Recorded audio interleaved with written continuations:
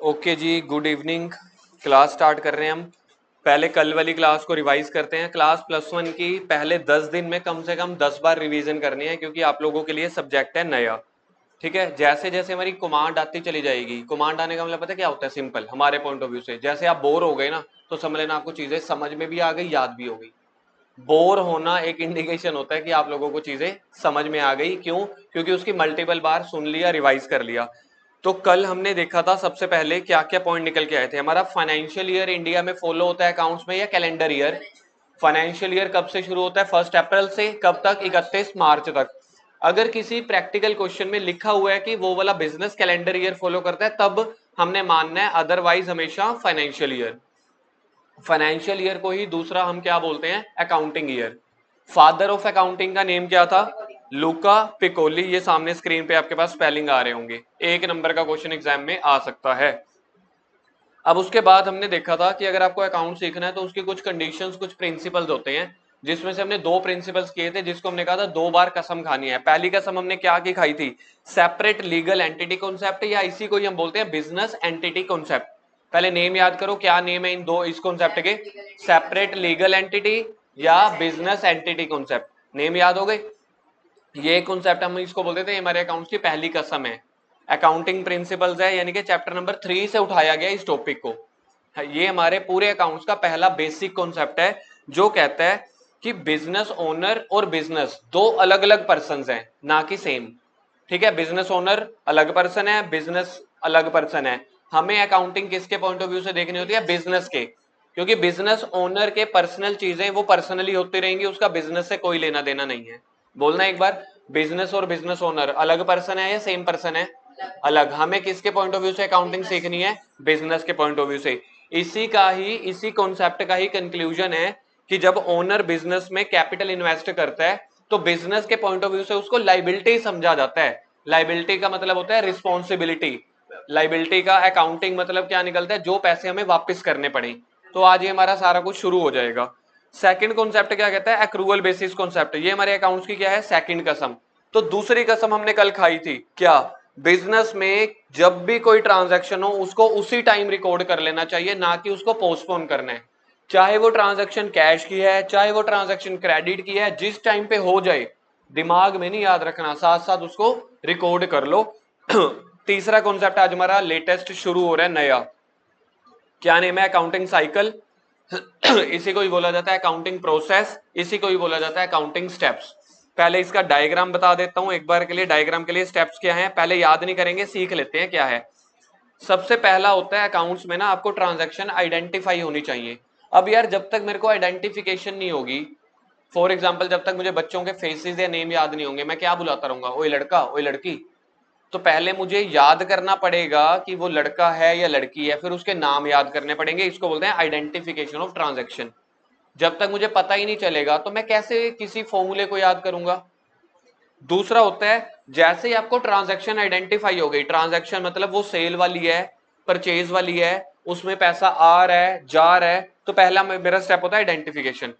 जैसे ही मुझे पता चल जाता है कि ये ट्रांजैक्शन की आइडेंटिफिकेशन क्या है, क्या ये पैसे इनकम है या एक्सपेंसेस है, ये एसेट है या लाइबिलिटी है, ये डेबिट है या क्रेडिट है, तभी जाके मैं उसको रिकॉर्ड करता हूं पहली बार। जब मैं पहली बार किसी ट्रांजैक्शन को अपने खाते में रिकॉर्ड करता हूं, दैट इज कॉल्ड जर्नल। फिर उसके बाद मैं क्या करता हूं? जर्नल का सिंपल मतलब पता है क्या होता है? एक बड़ी सी मोटी सी बुक उठाऊंगा मैं। ठीक है जी, चलो मैं आपको पहले एक बार के लिए बता देता हूं जर्नल। जर्नल के बाद मैं सारी ट्रांजैक्शन को अलग अलग कर देता हूं उनके नामों के हिसाब से, उनके नेम्स के हिसाब से। उसको बोला जाता है लेजर। जैसे मैंने नेम्स के हिसाब से सबका खाता अलग अलग लिख लिया, फिर उसका मैं फाइनल टोटल करता हूं, उसको बोलते हैं ट्रायल बैलेंस। ट्रायल बैलेंस के बाद मुझे देखना पड़ेगा एक्सपेंस है या इनकम है, तो फिर उनको उनके घर में भेजना पड़ेगा। दो तरह के घर हैं, एक घर है trading and P and L account, इसको शॉर्ट फॉर्म में बोला जाता है टीपीएल अकाउंट, और दूसरा घर है बैलेंस शीट। अगर तो मेरी कोई ट्रांजैक्शन एक्सपेंसेस या इनकम वाली है, तो उसको हम भेजेंगे टीपीएल के घर में। अगर मेरी कोई ट्रांजैक्शन एसेट या लाइबिलिटी वाली है, उसको भेजेंगे बैलेंस शीट के घर में। इन दोनों घरों को कुल मिला के बोला जाता है फाइनेंशियल स्टेटमेंट। फिर जैसे ही हमने फाइनेंशियल स्टेटमेंट बना ली, सब कुछ कर लिया, फिर जो भी हुआ है जो ये सारा कुछ कर रहा होगा, जो बिजनेस ओनर को कम्युनिकेट कर देगा कि भाई पूरे साल का हिसाब किताब या प्रॉफिट लॉस ये है। अब इसको मैं डिटेल में करवाने लगा हूं, अभी फिलहाल के लिए समरी बताई थी। तुम्हारा अकाउंटिंग साइकिल कहां से शुरू होता है? अकाउंटिंग साइकिल बताओगे एक बार के लिए? Identification of business transaction. Identification का मतलब होता है बिजनेस में ना कई तरह की ट्रांजैक्शन होती हैं। सेल, सेल से बताना पैसा आएगा या जाएगा? अगर मैं सामान बेचूंगा, सामान बेचने के बाद कस्टमर से पैसा आएगा या जाएगा? तो सेल क्या है? एक इनकम हो गई। अच्छा, अगर मैं सामान खरीद रहा हूं, सामान खरीदने से पैसा आता है कि जाता है? तो अगर मैं सामान खरीद रहा हूं तो पैसा जाता है, तो उसको अकाउंट्स में बोला जाता है ये मेरा एक्सपेंस हो गया, मेरे दिन का खर्चा हो गया। अच्छा, अगर मेरा कोई फर्नीचर है, फर्नीचर अगर वो मेरी प्रॉपर्टी है तो उसको बोलते हैं वो मेरी एसेट्स है। क्या है? मेरी एसेट्स। और अगर मैंने बैंक से लोन लिया, कहां से लोन लिया है? बैंक से लोन लिया है, तो वापस भी करना पड़ेगा। सोच के देखना, मैंने बैंक से लोन लिया, वापस करना पड़ता है? करना पड़ेगा। बैंक मेरे चाचा का थोड़ी है, वापस करना पड़ेगा। तो जो चीजें मैंने किसी को वापस करनी है, दैट इज कॉल्ड माई। तो अगर मुझे यही ना पता चला कि एक्सपेंस है या इनकम है, एसेट्स है या लाइबिलिटी है, तो मैं उसको सही जगह लिख नहीं पाऊंगा। क्योंकि एक्सपेंसेस के अपने रूल हैं। अब ध्यान से सुनना ये वाली लाइन। एक्सपेंसेस के अपने रूल हैं, इनकम्स के अपने रूल हैं, एसेट्स के अपने रूल हैं, लाइबिलिटी के अपने रूल हैं। जब तक मुझे इनकी आइडेंटिफिकेशन नहीं होगी कि कोई भी एक आइटम, कोई भी ट्रांजेक्शन एक्सपेंस है कि इनकम है। अब सोच के देखो, जब तक मैंने आपको नहीं बताया कस्टमर्स इनमें से मेरी क्या होती होगी? कस्टमर्स, कस्टमर्स इसमें से एक्सपेंस है, इनकम है, एसेट है, लाइबिलिटी है। एक्चुअल में ना कस्टमर्स का जो बैलेंस होता है, जो मैंने उससे पैसे लेने हैं, ठीक है, वो मेरी एसेट होती है। अब जैसे सामने वाले को अभी तक नहीं पता, तो आप लोगों ने क्या जवाब दिया कि कस्टमर मेरी इनकम है। तो आप, अगर आप भूले भुलक्के रह गए, नादान परिंदे हो अभी तक आप तो उसको इनकम में बुक कर लोगे, जबकि इनकम का रूल अलग है, एसेट्स का रूल अलग है। सारी चीजें समझाऊंगा, कंफ्यूज नहीं होना। पहला मेरा पॉइंट क्या है? पहला मेरा पॉइंट है कि सारी ट्रांजैक्शन की आइडेंटिफिकेशन आनी चाहिए। क्योंकि सारी ट्रांजैक्शन की आइडेंटिफिकेशन आएगी क्योंकि उनके रूल्स अलग अलग होते हैं। अब अगर आपको आइडेंटिफिकेशन नहीं आई तो आपने रूल 1 की जगह रूल 3 लगा दिया। सर इनकम में भी पैसे लेने हैं, हाँ एसेट में भी पैसे हाँ, लेने हैं, तो इनमें फर्क क्या है? सारा कुछ बताऊंगा अभी, चलेगा। इनकम में तब लेते हैं जब हमने सामान बेच दिया। बेचने के बाद जब मैं देखूंगा ना उसका बैलेंस कितना बच गया, फिर उसको इनकम से शिफ्ट करके एसेट में डाल दिया जाता है। ऐसे चीज समझ में आई? तो पहला स्टेप हमारा, चाहे थ्योरी का सब्जेक्ट था, थ्योरी का वो था, पॉइंट था identification of business transaction. Starting ही यहीं से होता है। जब तक मेरे को आइडेंटिफाई नहीं होगा, मैं आप लोगों को नाम से नहीं पुकार सकता। मैं आप लोगों को नाम से नहीं पुकारूंगा तो मुझे पता कैसे चलेगा किसका टेस्ट ठीक है, किसका नहीं, किसके कॉन्सेप्ट अच्छे हैं, किसके नहीं, किसको डांटना है, किसको नहीं। सेम ऐसे ही बिजनेस में होता है। पहला क्या है step? Identification the business transaction, whether any transaction is related with sale है, परचेज है, एक्सपेंस है, इनकम है, तभी तो मैं उसको उसके अपने घर पे भेज पाऊंगा। एक्सपेंस और इनकम का कौन सा घर होता है? P and L account. Asset और लाइबिलिटी का अपना घर कौन सा होता है? Balance sheet. तो अगर मैंने किसी चीज को, एसेट को इनकम मान लिया, मैं तो उसको किसी और के घर भेज दूंगा। सोच के देखो, तुम्हारे पड़ोसियों ने या तुम्हारे मम्मी पापा ने तुम्हें नहीं पहचाना, पड़ोसियों के घर भेज दिया, बात जचेगी? नहीं जचेगी। ट्यूशन के बाद घर घूमने, पूरा दिन स्पेंड करने के बाद आप अपने घर जाते हो कि पड़ोसियों के घर? अब कई बच्चे जवाब देंगे सर पड़ोसियों के घर। अरे उनके घर थोड़ी ना सोते हो रोज, हमें अपने घर पे जाना पड़ेगा ना। सर कभी कभी जा जाते हैं, वो अलग बात है, मेरे को तो एग्जाम्पल बनानी थी। तो नॉर्मली हम अपने घर जाते हैं। सेम ऐसे ही जो एक्सपेंस, इनकम, एसेट, लाइबिलिटी का अपना घर है, उसको अपने घर पे भेजना है। कैसे भेज पाओगे? जब आपको अपने घर का एड्रेस पता होगा, यानी कि आपको ट्रांजैक्शन पता होगी। जी समझ में आई? सेकंड उसके बाद है, जैसे मुझे ट्रांजैक्शन पता लग गई है, बिजनेस के हिसाब से सोचो कि ये ट्रांजैक्शन सेल वाली है, ये परचेज वाली है, यहां से पैसा आना है, यहां से पैसा जाना है। जैसे ही बिजनेस में कोई ट्रांजैक्शन होती है, सामान बेचना, सैलरी देना, दुकान का रेंट भरना, ये सारी ट्रांजैक्शन बोलते हैं इसको। जब भी पैसों का लेन देन होता है ना, रेंट भरने से पैसा जाता है, सामान खरीदने से पैसा जाता है, कस्टमर को सामान बेचने से पैसा आएगा, मैंने अपनी बिल्डिंग रेंट पे दे दी, पैसा आएगा, मैंने किसी का काम कर दिया, मुझे कमीशन आएगी, ठीक है, मैंने एडवर्टीजमेंट कराई तो मुझे पैसा देना पड़ेगा। These all are called transaction. और ट्रांजैक्शन को एक्रूवल बेसिस में हमने क्या सीखा था? जब भी हो जाए उसी टाइम रिकॉर्ड कर लो। तो सबसे पहले ट्रांजैक्शन को रिकॉर्ड करना पड़ता है, उसको बोलते हैं जर्नल। पहले के जमाने में ना, पहले के जमाने में रवि बुक वाला, भाटिया बुक वाला, इनके पास जर्नल के ना रजिस्टर होते थे, बड़े बड़े गत्ते वाले। तो जहां से ही ट्रांजैक्शन होती थी ना, उसको वहां पे लिख लेते थे ताकि मैं कोई ट्रांजैक्शन भूल ना जाऊं। ऐसे ही आप याद करो, जब राशन वाले से हमारा खाता चल रहा होता है, करियाने वाले से, दूध वाले से, जब आप कभी उधार पे लेके आते हो, वो डायरी खोल के लिखने नहीं लग जाते, दैट इज कॉल्ड जर्नल। तो जर्नल में हम कौन सी ट्रांजैक्शन लिखते हैं? सारी ट्रांजैक्शन जो पूरे साल में हो रही हैं। सुनना एक बार, जर्नल में हम कौन सी ट्रांजैक्शन लिखते हैं? बिजनेस में जितनी भी ट्रांजैक्शन आएंगी सीरियल वाइज। सीरियल वाइज को अकाउंटिंग में बोला जाता है क्रोनोलॉजिकल ऑर्डर। क्या बोला जाता है? Chronological order. ये आपको बुक में वर्ड मिल जाएगा। डेट वाइज, बहुत बढ़िया। जैसे जैसे ट्रांजैक्शन होती गई वैसे वैसे सीरियल वाइज लिखते चले जाओ। मैंने क्रोनोलॉजिकल ऑर्डर को क्या लिखा है इजी वे में, in this book all transaction are recorded serial wise. Serial wise यानी कि क्रोनोलॉजिकल ऑर्डर, यानी कि recorded first time in the books. जब भी हम अपने बिजनेस की कोई भी खाते, किसी भी हिसाब को पहली बार लिखते हैं, उस पहली बार लिखने में जिस बुक में लिखते हैं उस बुक को बोला जाता है जर्नल। और जर्नल का दूसरा नाम देखो, ब्रैकेट में पढ़ के देखो क्या है, बुक्स ऑफ ओरिजिनल एंट्री, यानी कि इसमें मैंने ओरिजिनली पहली बार लिखा था। तो जर्नल हमारे पूरे साल में इतनी मोटी हो जाती है। जब मैं किसी कंपनी में अकाउंट, मैं जैसे सीए हूं, तो जब मेरी इंटर्नशिप चल रही थी तो हमें किसी कंपनी में जाते थे हम, हिमाचल, करनाल, जम्मू, कंपनीज के अकाउंट चेक करने।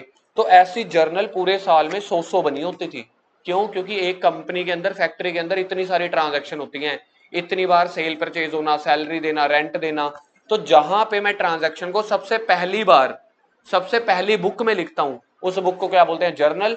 तो वो बुक बहुत मोटी हो जाती है, इसलिए हम इसको नाम देते हैं मोटी बुक। पढ़ के देखो पहले, जर्नल समझ में आ रहा है? जल्दी, फिर आगे चलें। ठीक। In this book all transaction are recorded serial wise, recorded first time in the books. जैसे ट्रांजैक्शन हो रही है लिखते चले जाओ। पहला पॉइंट क्लियर है?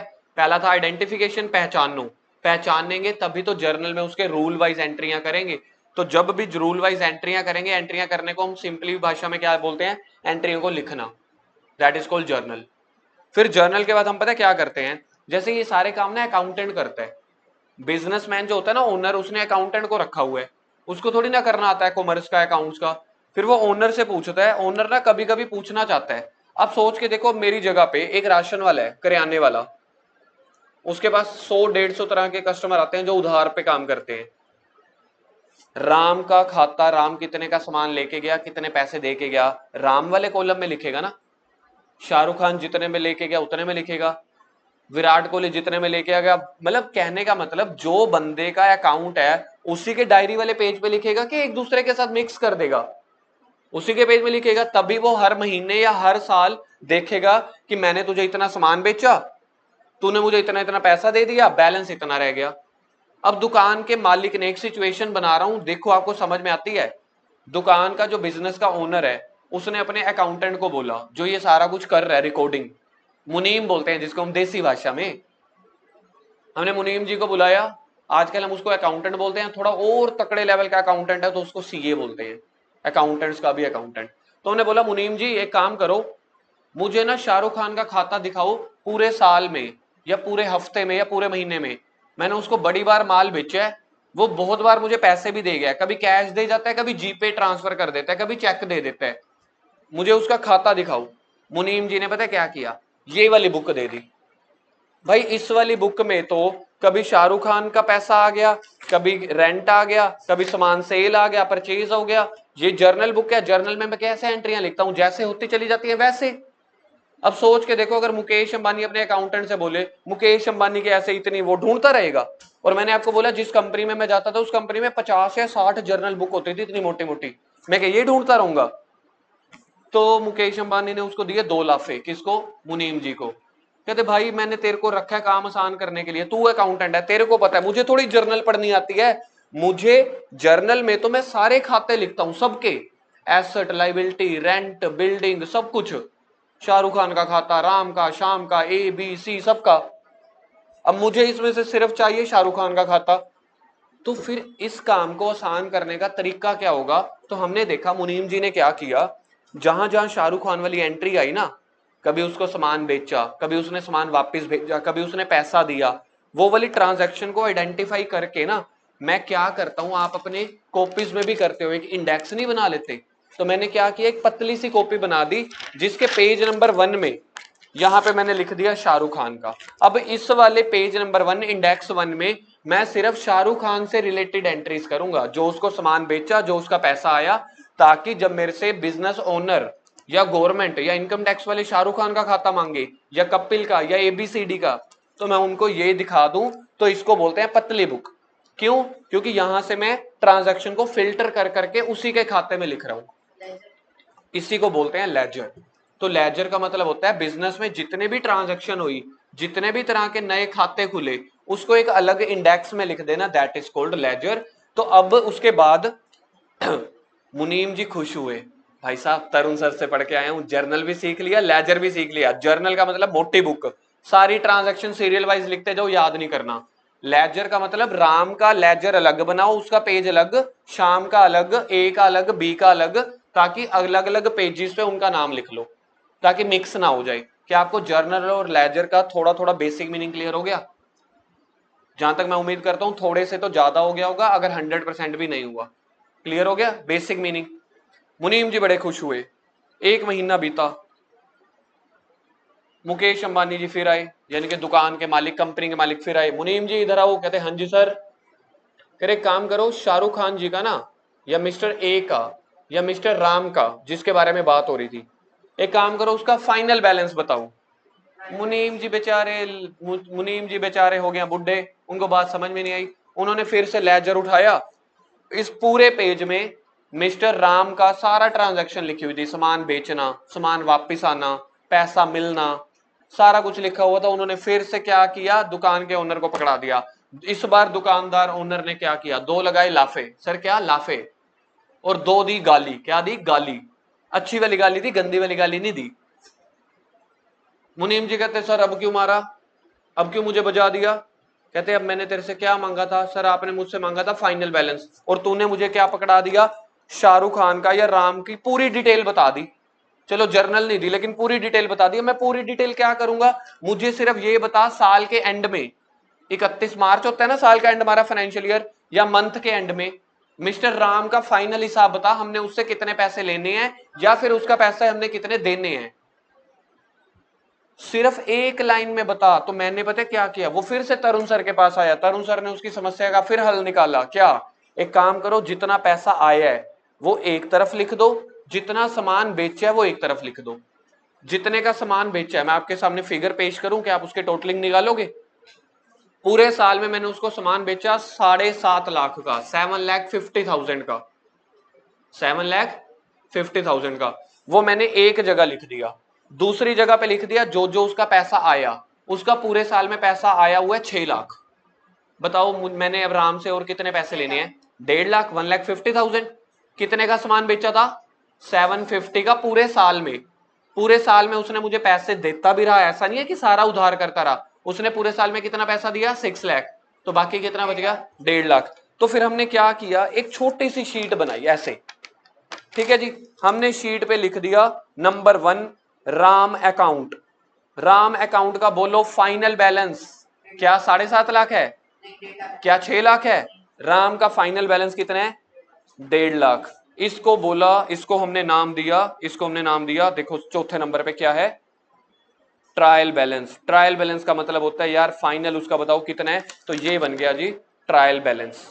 यानी कि जब हम हर लेजर की, पहले जर्नल को किस में नोट डाउन करना है हमने, जर्नल के बाद लेजर, फिर लेजर का जो पूरा पेज है उसका जो फाइनल बैलेंस है होगा उसको एक शीट पे नोट कर लेंगे।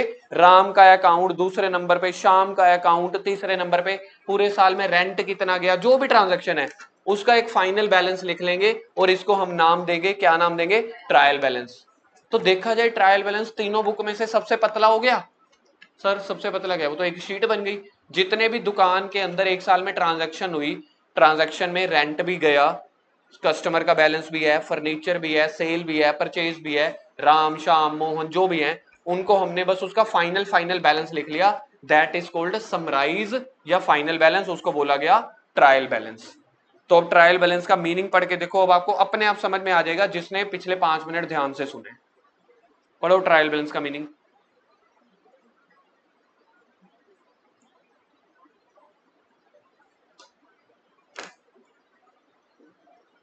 आया समझ में?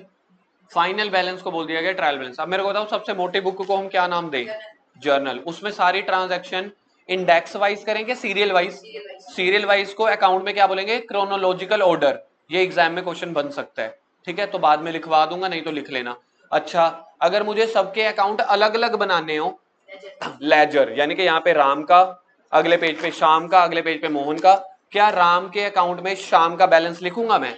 नहीं लिखूंगा, क्योंकि लास्ट में जब किराने वाले से हिसाब करने जाओगे वो राम शाम मिक्स कर देगा, तो आपको कैसे पता चलेगा आपने उसको और कितने पैसे देने हैं? थोड़े थोड़े अब लॉजिक क्लियर होने लगे कि बातें तो लॉजिकल हैं। चाहे हमारे अकाउंट्स थ्योरी से या कॉन्सेप्ट से शुरू होता है, एट द एंड खत्म तो प्रॉफिट लॉस पे या हिसाब पे ही होगा। अच्छा जी, अब अगर मेरे को थोड़ा और इजी करने के लिए देखना है कि मेरे को फाइनल बैलेंस बताओ, फाइनल बैलेंस के लिए मैं जर्नल उठा सकता हूं? बताओ, फाइनल बैलेंस के लिए क्या मैं ट्रायल बैलेंस उठा सकता हूं? फाइनल कहता नहीं, फाइनल मैंने पहले ट्रायल बैलेंस बोल दिया है, तो मैंने फाइनल बैलेंस देखना है, मैं अब तीनों में से क्यों देखूं? मैं सिर्फ फाइनल बैलेंस जब मेरे पास है पड़ा मैं ट्रायल बैलेंस देखूंगा। अब जरूरी थोड़ी है टीचर आपसे तीनों चीजें पूछेगा। मैंने आपसे एमसीक्यू पूछा या एक क्वेश्चन पूछा, मुझे किसी चीज का फाइनल बैलेंस देखना है, तो मैं तीनों में से कौन सी बुक उठाऊं? सर ट्रायल बैलेंस उठाऊं। मैंने तो कहा ही नहीं बनाओ, मैंने कहा मेरे को तो एंड में देखना है खाली, तो उसका फाइनल जवाब क्या आएगा? Trial balance. मैंने थोड़ी कहा फिर तो ऐसे आपका आंसर आना चाहिए सर जर्नल। लेजर कहां से बनता है? जर्नल में से छांट छांट के बनता है ना, तो इस हिसाब से फिर आपका आंसर तो बिल्कुल गलत हुआ। अगर मेरे को लेजर देखना है, लेजर से ट्रायल बैलेंस बनता है, तो लेजर भैया कहां से आया? लेजर भी तो जर्नल से आया, then your answer must be sir फिर तो हमें जर्नल देखना चाहिए। जर्नल तो हर चीज का इलाज है ही है, लेकिन एट द एंड अगर मेरे को एक नंबर में एक पॉइंट पूछना है कि अगर मुझे किसी चीज का फाइनल बैलेंस देखना है तो ट्रायल बैलेंस, अगर मुझे किसी चीज का इंडिविजुअल पूरे उसी का अलग से अकाउंट देखना है, पूरा अकाउंट लेजर, तो लेजर देखना पड़ेगा। अगर मुझे सारी ट्रांजैक्शन देखनी है पूरे साल की पूरे महीने की तो जर्नल। ये समझ में आई? अब मैंने लेजर में क्या लिख दिया ट्रायल बैलेंस में? सारे एसेट्स का भी सिंगल बैलेंस लिख दिया, इनकम का भी, क्या क्या होते हैं इनकम एक्सपेंस एसेट लाइबिलिटी। अब मुझे क्या करने हैं, इनके इनकम एक्सपेंस और एसेट लाइबिलिटी को ना इनके अपने घर में भेजने हैं। अकाउंट्स ने इनके घर निर्धारित किए हुए हैं, डिसाइड किए हुए हैं, जिसको हम बोलते हैं फाइनेंशियल स्टेटमेंट। फाइनेंशियल स्टेटमेंट को कई बार क्या बोला जाता है? Final account. फाइनल अकाउंट में दो कैटेगरी बनाई गई, क्या क्या? एक बनाया गया पहला trading and P and L account, एक बनाया गया बैलेंस शीट। तो फाइनेंशियल स्टेटमेंट के अंदर दो घर हैं, trading and P and L account और balance sheet. Trading and P and L account में अब हमने ना अपना पूरा ट्रायल बैलेंस, इधर देखो ट्रायल बैलेंस, इसको शिफ्ट करना है फाइनेंशियल स्टेटमेंट में। फाइनेंशियल स्टेटमेंट के अंदर दो कैटेगरी, पहली बोलो जल्दी से, टीपीएल अकाउंट की full form trading and profit and loss account, और दूसरा बैलेंस शीट। तो अब मेरे पास चार तरह की आइटम होती हैं, इनकम एक्सपेंस एसेट लाइबिलिटी, करना याद, income expense asset liability. Income मतलब पैसा आना, एक्सपेंस मतलब पैसा जाना, एसेट मतलब मेरी प्रॉपर्टी, लाइबिलिटी मतलब मेरी रिस्पॉन्सिबिलिटी। तो इनकम एक्सपेंस के लिए कौन सा घर है? ये वाला प्रॉफिट एंड लॉस। तो इस ट्रायल बैलेंस के अंदर जो भी इनकम्स और एक्सपेंस हैं इसको trading and P and L में शिफ्ट कर देना, और जो भी एसेट और लाइबिलिटी है इसको बैलेंस शीट में शिफ्ट कर देना। बताऊंगा सारा कुछ। बैलेंस शीट का काम होता है कि आपका 31 मार्च को कस्टमर से कितने पैसे लेने हैं, शाहरुख खान से कितने पैसे लेने हैं, फर्नीचर का बैलेंस कितना है, आखिरी बैलेंस साल के एंड में ट्रांजैक्शन कर करके मेरी दुकान में कितने का कैश बच गया, मेरे बैंक में कितना पैसा बच गया, इसको बोलते हैं बैलेंस शीट की आइटम्स। टीपीएंडएल में प्रॉफिट लॉस, बैलेंस शीट में हर आइटम्स के बैलेंस, कितना लेना है कितना देना है, लेन देन फाइनल कितना बच गया वो टीपीएल वो बैलेंस शीट में, और पूरे साल में कहां कहां से इनकम आई कहां कहां पैसा गया वो पी एंड एल अकाउंट में। तो एग्जाम हमारे अकाउंट्स, हमारा अकाउंट्स टोटल कुल मिला के इन्हीं चार आइटम्स में सिमट जाता है। एक बार बोल सकते हो चार आइटम्स ये वाली कौन कौन सी? Income expense asset liability. तो मैं कहता हूं पूरा का पूरा हमारा अकाउंट्स इन चार आइटम्स में सिमट जाता है, और इन चार आइटम के अपने दो घर हैं उसी में सिमट जाता है। क्या क्या घर हैं? P and L account, TPL account और बैलेंस शीट। चार आइटम उनके दो घर। सर अगर हमने एक दूसरे के घर में भेज दिया, तुम पड़ोसियों के घर जाते हो सोने? सर अगर हमारा पड़ोसी जानकार हुआ या हमारे मासी का घर हुआ तो मैं एक बार के लिए ऐसे सोचो हम पड़ोसियों को जानते नहीं है तो जाके पड़ोसियों के घर सो के अरे भाई आईपीएल का मैच लगाइयो, ओ पड़ोसी एक कप चाय बनाया और दो एक पॉपकॉर्न ले आ। पड़ोसी कहेगा आ इधर आ, तेरे को बताता हूं मैं। हम ऐसे ऑर्डर कहां पे चलाते हैं? अपने घर। तो अगर हम अपने घर का अदला बदली नहीं करते, सेम ऐसे अकाउंट्स में आइटम्स की अदला बदली नहीं कर सकते। चीज समझ में आती है? फिर जब हमारा पी एंड एल अकाउंट बन गया, पी एंड एल अकाउंट का पॉइंट नंबर 2 पढ़ो। पी एंड एल अकाउंट हम क्यों बनाते हैं? ये देखने के लिए साल के एंड में इनकम ज्यादा है या खर्चे ज्यादा हैं। अगर इनकम ज्यादा हुई तो प्रॉफिट हो गया, तो प्रॉफिट लॉस जानने के लिए हम पी एंड एल अकाउंट बनाते हैं। फिर उसके बाद जो भी कंक्लूजन निकलता है, मुनीम जी या जो बिजनेस की अकाउंटिंग टीम होती है वो सारा का सारा जो भी बिजनेस के मालिक हैं, गवर्नमेंट हैं, उनको इंटरप्रेट कर देती है, कम्युनिकेट कर देती है कि आपके दुकान का पूरे साल का लेखा चिट्ठा ये है। फाइनल रिजल्ट को कम्युनिकेट कर देते हैं। तो आप सोच के देखो, हमने अकाउंटिंग को खत्म कर दिया है, आइडेंटिफिकेशन से शुरू करके थोड़ा थोड़ा आगे चले थे, कम्युनिकेशन पे जाके खत्म किया। अब आइडेंटिफिकेशन वाला मेरा थ्योरी का स्टेप है, कम्युनिकेशन वाला थ्योरी का स्टेप है। बाकी बीच में जो मैं आपको ये समझा गया ना, इन सबके अपने अपने अलग अलग चैप्टर्स हैं। जर्नल पूरे अकाउंट्स का सबसे इंपॉर्टेंट चैप्टर है, पता है क्यों? क्योंकि जर्नल ही एक ऐसी बुक है जिसमें ट्रांजैक्शन आप फर्स्ट टाइम रिकॉर्ड करते हो। मैं अब आपको एक केस देता हूं। जहां तक मुझे लगता है आप इतने अब छोटे नहीं रहे, +1 में अब आपकी एंट्री के थोड़े दिन हो चुके हैं, इतनी मेच्योरिटी आपसे निकल आएगी। बहुत ज्यादा हार्ड क्वेश्चन नहीं पूछूंगा। क्वेश्चन सुनो, अगर मेरी जर्नल गलत हो गई तो बताओ मेरी लेजर सही बन पाएगी? क्यों? क्योंकि जब मैंने जर्नल में रूल ही गलत लगा दिए, एंट्री गलत कर दी, डेट ही गलत लिख दी, तो जर्नल के बाद मेरी कौन सी बुक बनती है? लेजर वाली। तो जब आपने जर्नल में एंट्री को 35,000 की जगह 3500 लिख दिया, 35,000 को 35 लाख लिख दिया, तो अब लेजर में भी वही लिखोगे। जब लेजर में वो लिखोगे तो उसका टोटल जो फाइनल बैलेंस है वो गलत निकलेगा, यानी कि आपका ट्रायल बैलेंस भी गलत। ट्रायल बैलेंस से आपने क्या बनाना है? टीपीएल और बैलेंस शीट, वो भी गलत। कम्युनिकेशन का जो फाइनल रिजल्ट गवर्नमेंट को बताओगे वो गलत, रेड पड़ जाएगी, आपके क्वेश्चन सही नहीं होंगे, आपके बिजनेस का प्रॉफिट लॉस सही नहीं होगा। आपका बिजनेस प्रॉफिट में है लेकिन मुनीम की एक गलती की वजह से हमें लगा अकाउंट में है, आपको मतलब एक तरह से क्या हो गया भाई साहब, दुख लग गया। तो इसका मतलब ये है सबसे इंपॉर्टेंट चैप्टर क्लास +1 में पता है कौन सा है? जर्नल। जर्नल के अंदर 3-4 रूल्स हैं, उसी को लेके हमने एंट्री करनी है। हमें जर्नल में काफी दिन लगेंगे करने के लिए, 15-20 दिन एक चैप्टर में, कम से कम 20 दिन। जिसको जर्नल नहीं आता उसको समझ लो अकाउंट्स नहीं आता। एक जर्नल का चैप्टर सबसे इंपॉर्टेंट है और एक लास्ट में जो फाइनेंशियल स्टेटमेंट है, ये पूरे अकाउंट्स के बच्चे को जो रिप्रेजेंट करता है ना, वो ये 2 चैप्टर करते हैं, जर्नल और फाइनेंशियल स्टेटमेंट। इसके बीच में 13-14 और चैप्टर आएंगे। नहीं सर, इसके बीच में 2 चैप्टर थे, लेजर और ट्रायल बैलेंस। लेजर का भी एक अपना चैप्टर है जो 3 दिन में या 4 दिन में खत्म हो जाएगा। ट्रायल बैलेंस का चैप्टर 3 दिन में खत्म हो जाएगा। जर्नल का चैप्टर 20 दिन चलेगा। फाइनेंशियल स्टेटमेंट का चैप्टर 20 दिन चलेगा। हमारे सिलेबस का सबसे लास्ट, सेकंड लास्ट चैप्टर है फाइनेंशियल स्टेटमेंट। तो इसके पास आने के लिए हमें 6 महीने लग जाएंगे, 5-6 महीने। तो सबसे पहले हमारा चैप्टर स्टार्ट होता है जर्नल से पहले। जब हम जिम में जाते हैं, कहीं भी जाते हैं, एक रिहर्सल होती है ना छोटी सी, जिसको हम बोलते हैं प्री वर्कआउट। तो अगर आपको 1 घंटे का कुछ करना है तो पहले 5 मिनट की रिहर्सल होती है। तो जर्नल हमारे पूरे सिलेबस का सबसे इंपॉर्टेंट और पहला चैप्टर है। लेकिन उससे पहले एक और चैप्टर आता है अकाउंट्स को समझने के लिए, वो है चैप्टर नंबर 6, अकाउंटिंग इक्वेशन। आपके स्कूल वाले सबसे पहले अकाउंटिंग इक्वेशन स्टार्ट करवाते हैं। वो जर्नल के लिए थोड़ा सा बेसिक्स प्रोवाइड करता है। फिर जर्नल करेंगे, जर्नल को 20 दिन लगेंगे, उसके बाद वाले 2-3 चैप्टर को 3-3 दिन लगेंगे। तो हर चैप्टर का कोई फिक्स रूल नहीं है। ये अकाउंट्स है, ये इकोनॉमिक्स बिजनेस नहीं है जहां पे थ्योरी हो। जिस चैप्टर में सबसे ज्यादा इंपॉर्टेंट है, जो चैप्टर पूरे अकाउंट को रिप्रेजेंट करेगा, वहां पे ज्यादा दिन लगेंगे, बाकियों को कम। एक बार के लिए अकाउंटिंग स्टेप्स याद करते हैं। सबसे पहला accounting steps, identification of business transaction. बहुत सारे एग्जाम्स में ये क्वेश्चन आता ही आता है, अकाउंटिंग का पहला स्टेप क्या है? बच्चे पता है अकाउंटिंग का पहला स्टेप क्या बोल के आते हैं? ये जर्नल। क्योंकि हम सबसे पहले सर ट्रांजैक्शन यही तो लिखते हैं भाई। लिखने से पहले आपको रूल भी तो पता होने चाहिए, कौन से लगाने हैं। तो पहले आइडेंटिफिकेशन होनी चाहिए ना। तो ये वाला क्वेश्चन आपको अभी के अभी पेपरों में भी मिलेगा। हर साल किसी ना किसी स्कूल में ये वाला क्वेश्चन आता ही आता है कि अकाउंटिंग का पहला स्टेप बताओ या लास्ट स्टेप। बच्चे लास्ट स्टेप पता है कौन सा बताते हैं? Financial statement.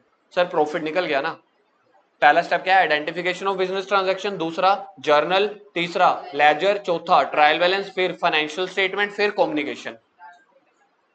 ठीक है, सबसे पहला आइडेंटिफिकेशन ऑफ बिजनेस ट्रांजैक्शन, दूसरा जर्नल, जर्नल का दूसरा नाम याद करो, देखो लिखा हुआ है books of original entry, books of किसका ये दूसरा नाम है, जर्नल स्टेप नंबर कौन सा हुआ, ठीक है। तीसरा स्टेप लेजर, लेजर का दूसरा नाम होता है बुक्स ऑफ प्रिंसिपल एंट्री। ये सारे पेपर में क्वेश्चन आते हैं, जर्नल का दूसरा नाम बताओ, लेजर को हम और किस नाम से पुकारते हैं, ये एग्जाम में क्वेश्चन आते हैं।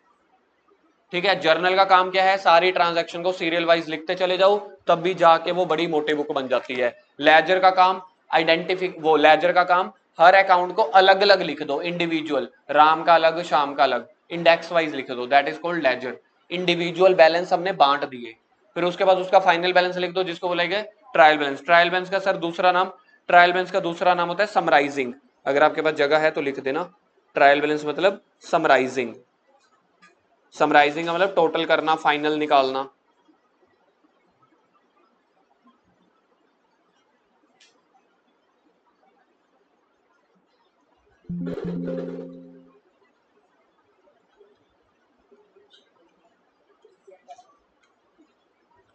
समराइज करना, कभी कभी इसको समराइजिंग बोल दिया जाता है। ठीक है, ट्रायल बैलेंस के बाद बताना जल्दी से एक बार, ट्रायल बैलेंस के बाद फाइनेंशियल स्टेटमेंट, फाइनेंशियल स्टेटमेंट के दो पार्ट कौन कौन से, ट्रेडिंग एंड P&L अकाउंट, उसमें क्या रिकॉर्ड होंगे, एक्सपेंसेस और इनकम, और दूसरा बैलेंस शीट, उसमें क्या रिकॉर्ड होंगी, एसेट्स और लाइबिलिटीज। और आखिरी स्टेप क्या है, कम्युनिकेट कर देना जो भी आपके बिजनेस का रिजल्ट है अपने ओनर को, स्टेक होल्डर्स को, स्टेक होल्डर मतलब ओनर, गवर्नमेंट, इन सारे सभी को, बैंक वालों को, जिनके पास भी नहीं, जरूरी नहीं है जिनके पास इक्विटी है, जो भी हमारे बिजनेस से रिलेटेड पर्संस हैं, that is called stake holders. जिनके पास इक्विटी होती है यानी कि जो बिजनेस के मालिक हैं उसको बोलते हैं share holders. Share holder is a part of stake holder. Stake holder में बहुत सारे लोग हो सकते हैं, शेयर होल्डर मतलब दुकान के ओनर्स। मेरे को लगता है शार्क टैंक इंडिया देखता है भाई। उसके बाद अगला हमारा चैप्टर शुरू होता है, अगले बेसिक्स हमारे शुरू होते हैं, बेसिक अकाउंटिंग टर्म्स। जैसे हमने बात की है transaction, debit, credit, asset, liability, अब इसके मीनिंग पता होंगे तभी तो मैं पता कर सकूंगा भाई एसेट क्या होता है, लाइबिलिटी क्या होता है। तो बेसिक टर्म्स का मीनिंग क्या होता है कि ऐसी कॉमन लैंग्वेज या टर्मिनोलॉजी जो पूरे सिलेबस या चैप्टर में यूज की जाती है अकाउंट्स में, that is called basic accounting terms. इसमें अब सबसे पहला टर्म पढ़ते हैं हम कैपिटल। कैपिटल क्या होती है, जो पैसा हम बिजनेस में इन्वेस्ट करते हैं। अब आपसे क्वेश्चन पूछता हूं, वैसे तो ये नकली हैं लेकिन मैं आपको समझाने के लिए बोलना पड़ेगा, ये दो असली अंगूठियां पहनी हुई हैं सोने की, ठीक है जी, वैसे नकली हैं। तो हुआ क्या, मेरा मन भर गया, मैं क्या बच्चों को सिखाता हूं, मैंने बोला बच्चों को नकली अंगूठियां, बच्चे आपस में हंस रहे हैं। मैंने सोचा आज से मैं पढ़ाना बंद कर दूंगा, मैं ज्वेलरी की शॉप खोलूंगा, मैं सुनारा बन रहा हूँ, सुनारा है ना। तो मैंने क्या किया, एक गोल्ड ज्वेलरी की दुकान खोली। मैंने उस दुकान में ये दो अंगूठियां भी दुकान में डाल दी, बेच देंगे, हमें तो पैसा ही कमाना है ना, बेच देंगे। तो समझ लो अब दुकान में जब मैंने पैसा इन्वेस्ट किया, 50 लाख मेरे घर पे पड़ा था, मैंने वो लगा दिया, और मेरे घर में 10-12 लाख की ज्वेलरी पड़ी थी, वो भी मैंने दुकान में लगा दी। तो जो मैंने 50 लाख रुपया पैसा इन्वेस्ट किया, क्या वो कैपिटल है? Answer is yes. जब भी हम नया बिजनेस खोलने के लिए दुकान में पैसा लगाते हैं, उससे फर्नीचर बना लिया, स्टॉक खरीद लिया, ठीक है, सामान भर लिया, that is called capital. Capital मतलब जो दुकान में पैसा लगाया। अब जो मैंने ये अंगूठियां और अपने घर की ज्वेलरी भी अपनी दुकान में ही डाल दी, क्या उसको भी कैपिटल बोलेंगे कि नहीं? क्योंकि उसको भी हम कैपिटल बोलेंगे। मतलब कि दुकान में सिर्फ पैसा लगाना नहीं, स्टार्टिंग में जो भी चीजें आपने लगाई, चाहे एसेट्स लगाई, चाहे दुकान घर के अंदर आपके पास स्टॉक पहले से ही पड़ा था, चाहे आपने सच में पैसा लगाया cash, all these are called capital. यानी कि दुकान शुरू करने के लिए जितने का भी अमाउंट भरी, माल भरा, जितने से दुकानदारी शुरू करी, that is called capital. Capital कौन लगाता है बताना? बिजनेस ओनर या बिजनेसमैन। कहां पे लगाता है? बिजनेस में। सेपरेट लीगल एंटिटी कॉन्सेप्ट यही कहता था कि ये जो कैपिटल हमने ओनर से लिया है, दोनों अलग अलग पर्सन है कि सेम है? कौन सा कॉन्सेप्ट कहता है? सेपरेट लीगल एंटिटी कॉन्सेप्ट या बिजनेस एंटिटी कॉन्सेप्ट। तो ये वाला जो पैसा उधार लिया किसने? बोलो बोलो, बिजनेस ने। किससे? तो इसको बोलेंगे कैपिटल यानी कि उधार, तो ये बिजनेस के लिए लाइबिलिटी हो जाएगी। क्यों? क्योंकि ये वाले पैसे बिजनेस ने कभी ना कभी वापस भी करने हैं, चाहे 100 साल बाद करें, चाहे 2 साल बाद, चाहे 9 साल बाद, चाहे कभी ना करें, लेकिन नेचर तो बन गई ना, हमें वापस करने पड़ सकते हैं। तो इसलिए कैपिटल बिजनेस के लिए क्या होती है? लाइबिलिटी। पॉइंट नंबर पढ़ के देखना, ये समझ में आ रहा है मीनिंग? कैपिटल मीन्स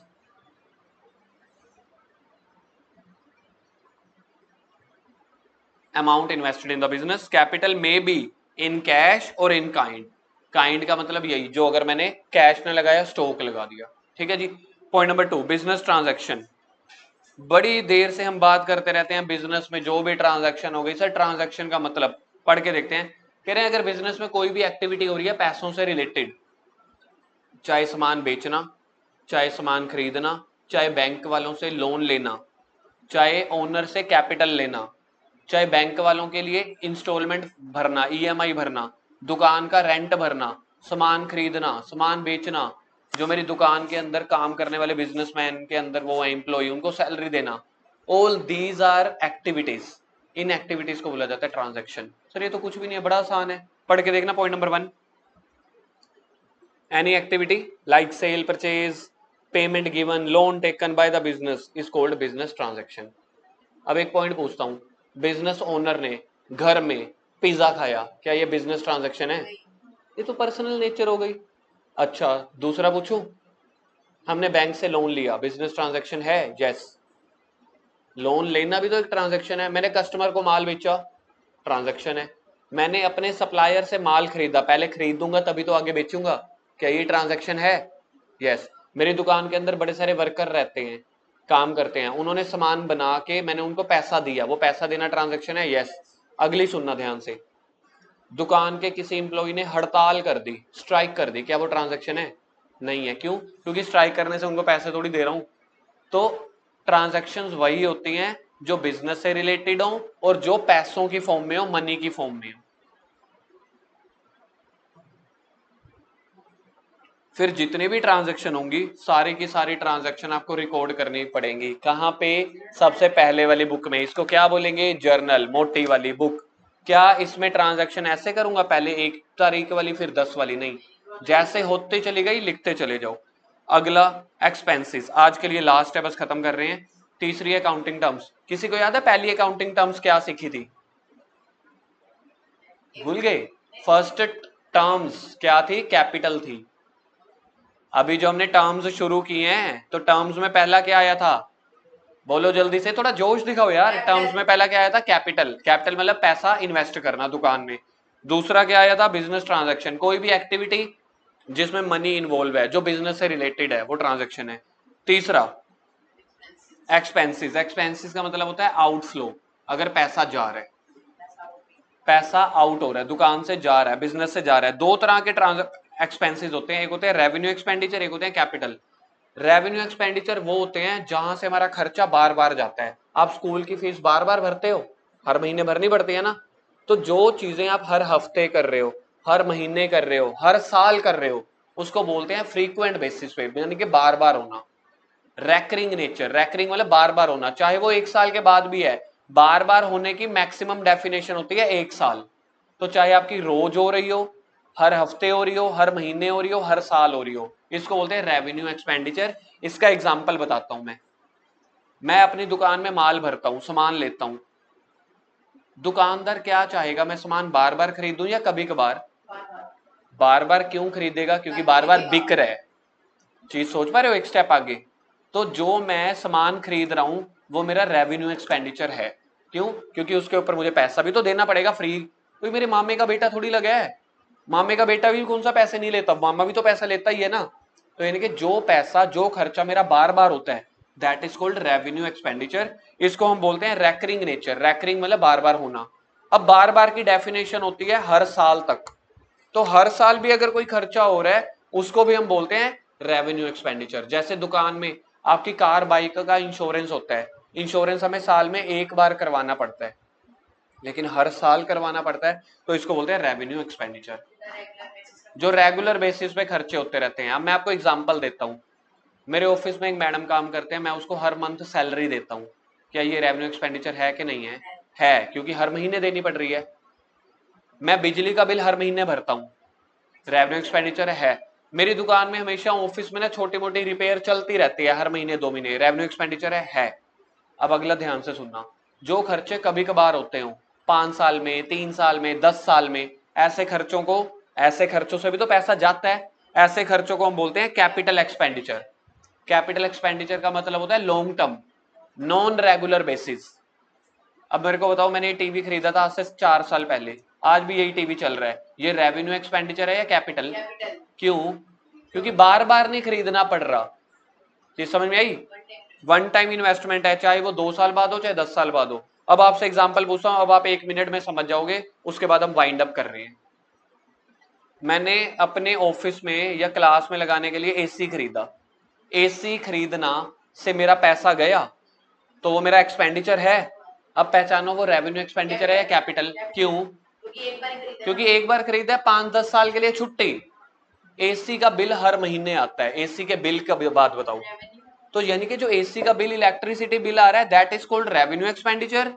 जो एसी खरीदा है वो कैपिटल एक्सपेंडिचर। आई थिंक अब आपको समझ में आ गया होगा। अब इसको एक उल्टे वे में सिखाता हूं। हमारी दुकान, पता है हमारा जो हमारे फैमिली बिजनेस है ना मेरे पापा का, वो है अशोक का furniture house. Bhatia book store के सामने वाली दुकान हमारी है। हाँ, भाटिया बुक स्टोर के सामने भी मोंगिया कॉमर्स एकेडमी के और सीए तरन मोंगिया के बोर्ड लगे हुए हैं।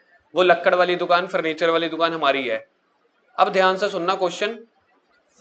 मैं मोंगिया कॉमर्स एकेडमी में ट्यूशंस पढ़ा रहा हूं, मैंने ये टेबल खरीदा, मेरे लिए ये टेबल खरीदना रेवेन्यू एक्सपेंडिचर है या कैपिटल एक्सपेंडिचर? क्यों? क्योंकि मेरा काम टेबल बेचने का थोड़ी है, टेबल यूज कर रहा हूं ना मैं। तो मैं क्या टेबल हर महीने खरीदूंगा यार? एक बार खरीद लिया, 10-12 साल टेबल चल जाता है। आपके घर में भी जो बेड बुड पड़ा है 20-20, 25-25 साल चल जाता है। चीज समझ में आती है? मेरे पापा के लिए, अशोक का फर्नीचर हाउस के लिए, हमारी दुकान का नाम है अशोक का फर्नीचर हाउस। तो कोई भी फर्नीचर का सामान लेना हो तो मुझसे कॉन्टेक्ट करना। अशोक का फर्नीचर हाउस में हमारी दुकान में टेबल खरीदी गई, बताओ वो रेवेन्यू एक्सपेंडिचर है कैपिटल? क्यों? क्योंकि हमारा काम वही है, हम टेबल खरीदेंगे बेचेंगे, खरीदेंगे बेचेंगे, यानी कि ये खर्चा तो बार बार हो रहा है। तो आई थिंक अब आपको क्लियर हो गया। ये हमारे अकाउंट्स में सबसे टेक्निकल कॉन्सेप्ट है जो आप लोग सीख गए। अब आप लोग को एक एग्जांपल देना, कौन सा रेवेन्यू कौन सा कैपिटल होता है, अपने मन से कोई एग्जांपल बोलना। देखें जी आपको समझ में आया है? अच्छा, हमारे अशोक का फर्नीचर हाउस के लिए जो हम दुकान के काउंटर बनाते हैं, वो काउंटर कैपिटल एक्सपेंडिचर है कि रेवेन्यू? क्यों? क्योंकि काउंटर लेंगे, खरीदेंगे, बनाएंगे, बेच देंगे साथ साथ। जो जूते वाला है, कपड़े वाला, उसकी दुकान में भी तो आगे आगे काउंटर बना पड़ा होता है, उसके लिए वो कैपिटल है कि रेवेन्यू है? कैपिटल है, क्योंकि उसका काम कपड़े बेचना है, ना कि टेबल बेचना। तो थोड़े से पॉइंट क्लियर हो गए। जेठालाल गड़ा इलेक्ट्रॉनिक, उसके लिए एसी बताओ? रेवेन्यू है। क्यों? क्योंकि वो बार बार खरीदता है, बार बार बेचता है, यानी कि जिस चीज की हमारी दुकान है वो खर्चा बार बार होगा, इनकम बार बार होगी, दैट इज कॉल्ड रेवेन्यू। जो खर्चा कभी कभार सालों में एक बार होगा, दैट इज कॉल्ड कैपिटल। अब जिसको जो डाउट है पूछ लो, बाकी कल करेंगे। आ गया समझ? चलो बाय बाय।